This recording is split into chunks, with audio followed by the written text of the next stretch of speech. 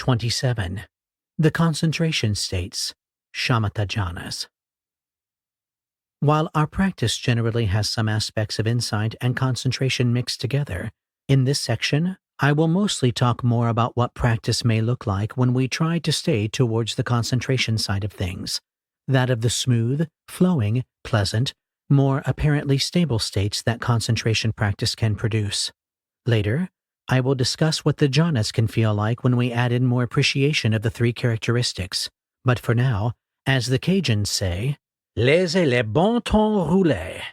Regardless of the tradition you are following, when you begin to gain some mastery of its concentration practices, you will go through these states in this order up to the level of your current ability, though some people can master skipping over jhanas and even doing them in reverse order and the like. The specific object of meditation may limit the level of jhana that can be attained, as well as color the experience of these states. Such details are spelled out in various commentaries, such as the Visuddhimagga, Path of Purification, now available online as a PDF file, and the much more readable but harder to find Vimuddhimagga, Path of Freedom, also known as Path to Liberation.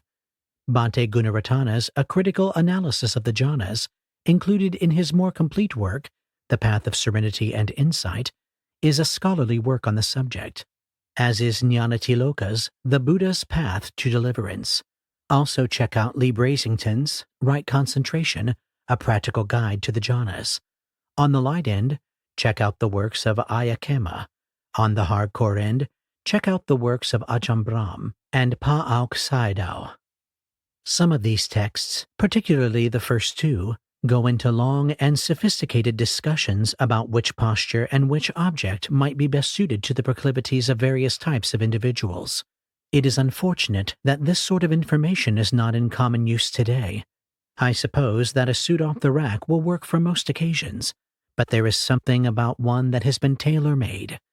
I am told that there are still a few monasteries that provide this sort of traditional training. Unfortunately, this topic is far too complex to treat comprehensively here, but I highly recommend that those of you who are serious about these subjects check out the original sources. They contain a vast amount of powerful information. If you are not up for the often lengthy and occasionally laborious reading, start with Path to Deliverance and Path to Freedom. Many traditions use the breath as the primary object of concentration initially, and when the concentration is strong, shift to the qualities of the states themselves when they arise as the object.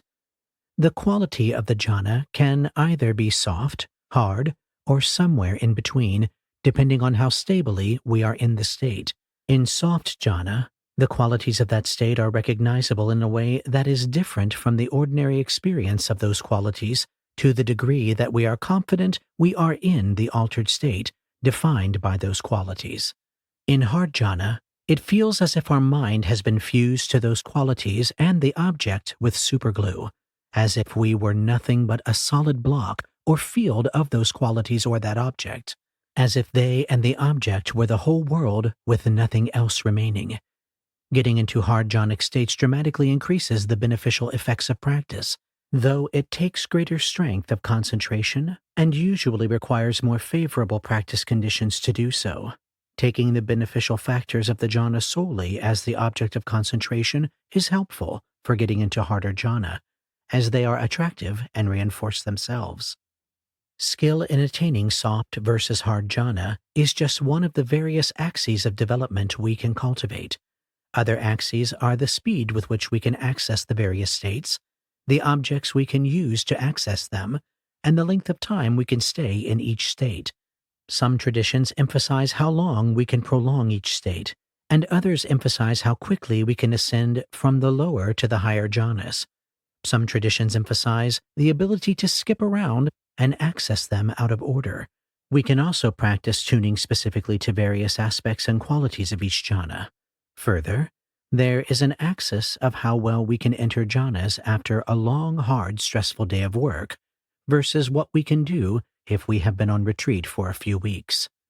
Depths of concentration practice skill are prone to fading relatively quickly if not exercised often and regularly, though once some degree of mastery has been attained, many will retain at least some baseline skill that can be accessed at any time. We can learn to combine aspects of various jhanas together that ordinarily might not be found in the standard formulations of the 8 jhanas. We can learn to move intentionally back and forth between states that have a more samatha-esque or vipassana-esque feel to them. Beyond a certain point, many of these axes of meditative development might be considered relatively athletic, adventurous, or recreational, and why not? Still, very deep concentration practice has a profundity to it, and when that profundity is used as the basis for developing actual insight, it is extremely transformative.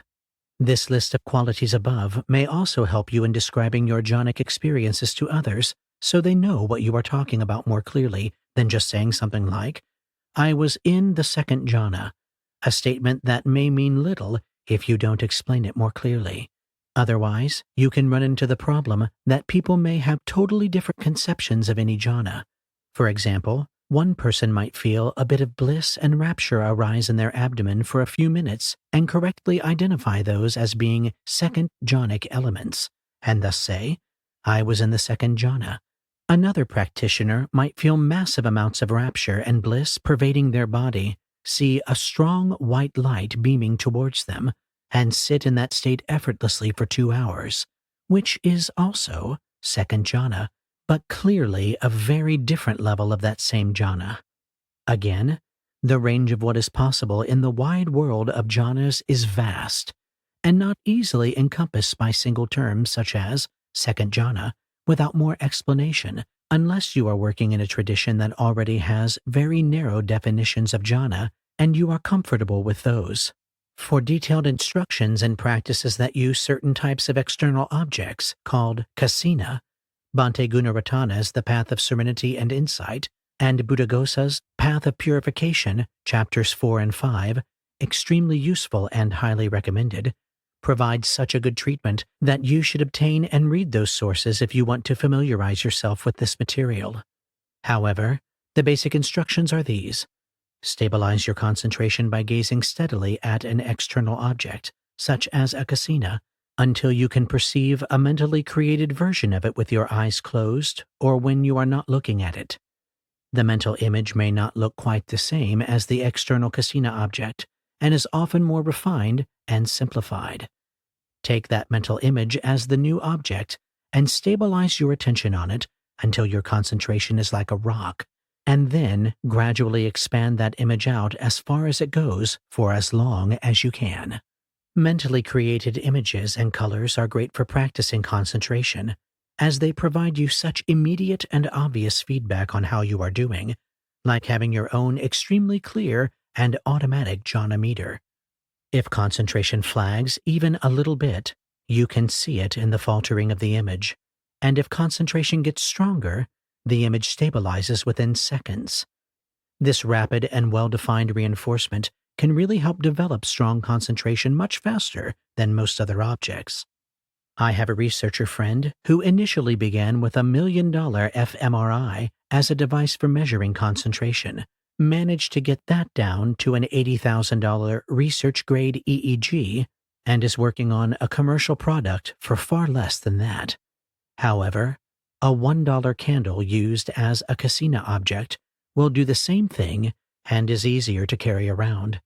Similarly, a free video of a candle on your phone or its LED light will cost you nothing and work just fine.